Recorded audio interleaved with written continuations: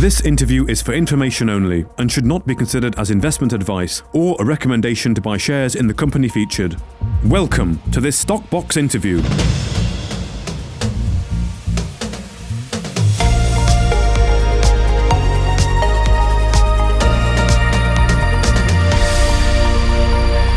First Class Metals provided an update on the expiration of its Dead Otter Gold Trend within the North Hemlow property in Ontario, Canada. And this update follows the completion of stripping and channel sampling early in September 2024. Well, joining us today is the CEO of First Class Metals, Mark Fairbairn. Thank you very much for your time. How are you, Mark? I'm good. Slowly getting used to the time difference here in Ontario, but yeah. It's been a busy few days since I arrived, to be honest. Okay, well, we'll catch up on why you're there this time. Of course, last time I think you were there was when we did an actual site interview. You were, as you said, getting your boots dirty. You'd done a lot of that exploration work that you're now looking at the assay results for, which of course involved stripping, washing, and then doing those channel samples. But if we can just perhaps go over some of these assays and photons that were announced in today's RNS here. So the RNS talking about initial photon assay results, generally validating previous fire assay results and reveal a new area of gold anomalism in enhancing the potential of the Dead Otter Gold Trend. So just talk us through sort of the fire assays and the photon assays, if you can. I'm not sure I can add anything to that, Mark. You've pretty well summarised it in there. No, seriously, you're right. The last time I was there, we were still at the excavator stage, stripping off the vegetation and the soil. Since then, obviously, as you correctly pointed out, they've washed it, they've mapped it, and they've sawn channel sampled it, and the samples are away in the laboratory. In the meantime, and I think maybe I didn't explain it the best in the RNS, so I'll try again now. We decided, because we felt there was a potential for a coarse gold issue, I refuse to call it a problem because coarse gold should never be a problem. Because we felt there might be a coarse gold issue, we decided to use a relatively new technique called photon assay. The big difference between photon assay and the classic fire assay is that with a fire assay, you're only analysing normally a 50-gram fire assay, obviously 50 gram of the pulp. So if your sample's a kilo, you're effectively only assaying a 20th of the sample. So as you can imagine, if you've got a couple of coarse bits of gold in that 1 kilo, the chances of you picking them up in the 50-gram fire assay are, well, if there's one piece, it's 1 in 20. If there's 2 pieces, it's 1 in 10. So with the photon assay, they in effect detect gold in the whole sample. Mm-hmm. There's only normally up to about 500 grams of the sample left after it's prepared. So we obviously would ideally have wanted to sample photon assay every sample that was taken along the Dead Otter. But the laboratories, what they do is they store the coarse residues for up to 3 months without charge. Then after 3 months, if you don't pay storage, they dump them. So unfortunately, because we hadn't thought about photon assay a year ago, a lot of the coarse residues had been dumped. However, one laboratory that we use 2 laboratories normally in Thunder Bay. One of them had such a large storage area that fortunately they hadn't got rid of the samples. Okay. So it wasn't our choice, shall we say, which coarse residues resubmitted for photon assay. It was what was available. Fortunately, what was available was the area of the 19 grammer. And the photon assay came back with 18.8, I think it was. So that's where you're correct in saying it validated the fire assays. So, and there was one area that we submitted photon assay between the Dead Otter original showing and the area we stripped where the 2.3 gram is. It came up with some, I feel, quite anomalous, up to 0.6 of a gram. Okay. Material. So that's a new area for us. So yes, in your summary, you're absolutely right. It validated the fire assays, and it's exposed a new area. Now, of course, now I'm really a little bit disappointed that we didn't have more of the coarse residues that we could do by photon assay, because we might well have identified other anomalous areas along the trend. So yes, there's still a lot to explore.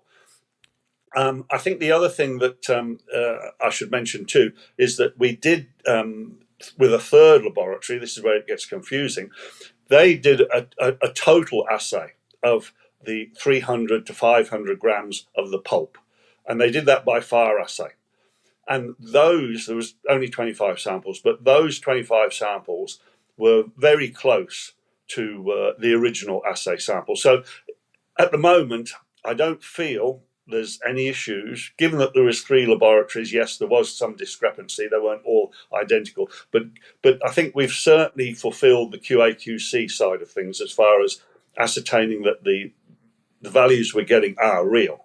So the assay method we're using is valid, and we've identified a new area. So this is where I think I'm changing my attitude now from a coarse gold issue to a spotty gold. In other words, it's not a regular disseminated. So there's something else.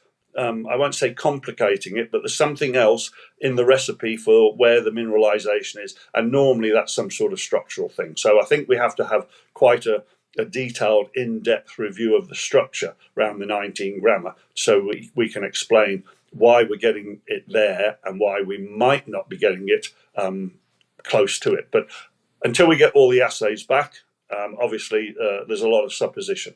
But in exploration, you've got to keep thinking. You can't. You can follow a template, but your attitude has to evolve as to how you deal with it when you receive information. Indeed. And just to be clear, then you were talking about the fire assays being kept for sort of 3 months. So we're talking here about samples from previous field season, plus samples from the recent exploration being done. Yes. We have done whatever we could with the photon assay. There was, I think there was about 100 odd coarse residues available, and I went through each one with the descriptions and decided, no, we won't do that one. We will do that one, and we whittled them down. And yes, those in the press release, we put all the results out that came back from, I think it was about 80 in the end, because some of them, even though we submitted them, they came back and said insufficient sample. So yes, I'm pleased at the fact that our QA/QC is valid. Yeah, well, you've explained that very well. Your QA/QC is clearly working there and things are being validated. Could I just ask you perhaps to explain the difference between, as you call the coarse gold issue, and then what you call the spotty gold distribution? Yes, okay. It's probably a subtle difference.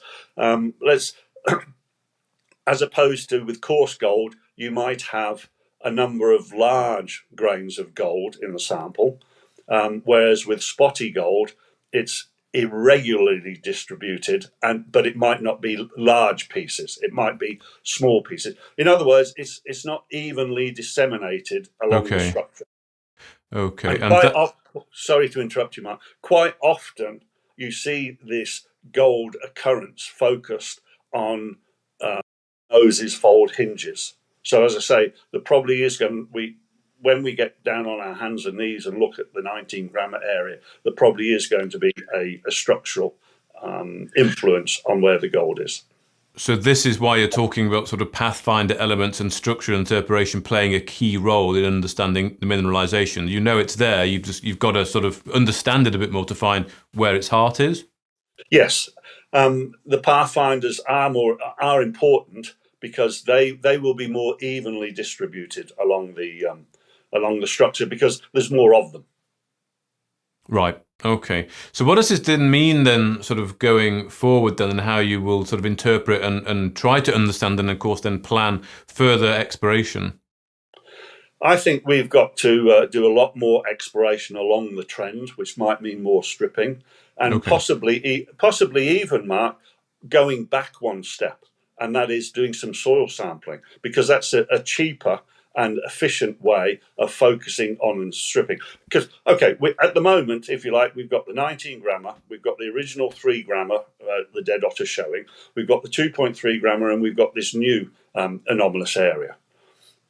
But we've got a lot of ground in between where we do have kicks in the pathfinder elements. So maybe a soil grid ahead of further stripping might be a choice. I think, thinking about it. Yeah. Right. Okay. And when do you think you'll be sort of going back to the desktop and effectively interpreting that? And do you have to wait until next year's field season to get on the ground again? Well, I mean, the weather is crazy warm here. I'm in Thunder Bay at the moment, and I'm heading out to site in the next couple of days. It's in the 20s. So, I mean, normally people say, but after the end of October, you're on borrowed time as far as the field season is concerned. But we have taken soil samples at Assay, I think it was last year, well into November. So, if the climate allows, then yes, we will carry on working until it's inhospitable to do so, shall we say. Right, okay. And to put things in real layman's terms, you have gold, you have mineralization, so effectively you do have a discovery. It's now about understanding it a bit more. It's understanding it, yes, and also extrapolating it, shall we say, in the most cost-effective way. And that is not necessarily by going out there and stripping, because that was expensive. I mean, the recent stripping program we did was a significant cost, obviously. I mean, we've got some good information from it so far, but it was a significant cost. Whereas we could cover a lot more ground for the same value or less if we did a soil program, for example. And okay, let's not forget the fact there's almost 3 kilometres between the 19 grammer and the 2.3 grammer. Yeah, a lot of ground. So what are you doing when you're out on site then? What are your plans while you're on the ground yourself? Well, I want to go back and visit the stripping because, as I say, when I was there the last time, I was dodging the excavator looking at the outcrop. So I want to go back there now and look at it. I've got somebody else who's coming with me who's interested to see it as well. I want to look at the stripping, look at where the channels were, the samples were taken. And yes, maybe I can add a little bit to the structural understanding as well. It's not my forte, structure, but we'll have a look-see. Also, I've been meeting with various First Nations officials in order to update them as to where we're going with things, because it's, as you know, it's something that's close to my heart and something that's very important to work together with them. And I was at a laboratory yesterday, one of the 3 laboratories that we've used here in Thunder Bay, and I did a tour of the laboratory. It's obviously certified, but it doesn't do any harm to actually walk around and have a look at their facility and their standards. And yes, and I'll be meeting other peers of the industry, other exploration companies and representatives whilst I'm here in Thunder Bay. So it's been a busy few days, and the next few days will be busy as well. Excuse me. Okay. And finally, that you also announced you had the OJEP grant. That's 200,000 that's been granted to you effectively to help with exploration progress. Yes, it's an amazing accolade for First Class. 3 years in a row, we've been awarded the maximum. Obviously, you have to spend the money to get it. The idea is it's dollar for dollar. So if we expend 400,000, then we get 200,000 back from the government, which is non-diluting funds, which is great. But I think there's a bigger picture here too, Mark. The fact that that they don't want to back failures because it's not good publicity for them. And I mean, we got it last year on Zigzag, which was a resounding success. The year before, we got it again for North Hemlow. And as you said, we've proved up a discovery at North Hemlow. So they're backing us, they're backing the team, backing the project. So it's very encouraging, yes. Good. And is the focus at the moment purely on Dead Otter, or the other projects getting some attention as well? No, the other projects are getting attention as well, specifically Sunbeam. We're doing some background work on that. And of course, we recently completed the low-level, high-res mag survey over Kerrs. So we're waiting for that information to come back to us. So yes, we are focusing on gold. There's no doubt about that. Yeah, gold. Well, that's prudent given the constant all-time high prices of gold. But I'm certainly looking forward to seeing those interpretation of some of those results, maybe going a bit deeper with you into what you've found here, building the picture of what's on the ground. But for now, Mark Fairbairn, CEO of First Class Metals, thank you for your time. Thank you very much, Mark. If you enjoyed this interview, then give us a thumbs up, a like or a retweet. Subscribe to us on YouTube or follow us on Twitter and hit that notification bell to be the first to know when we release new content. there's loads of great content on our website too, across all our programmes at stockboxmedia.com. Thank you for watching.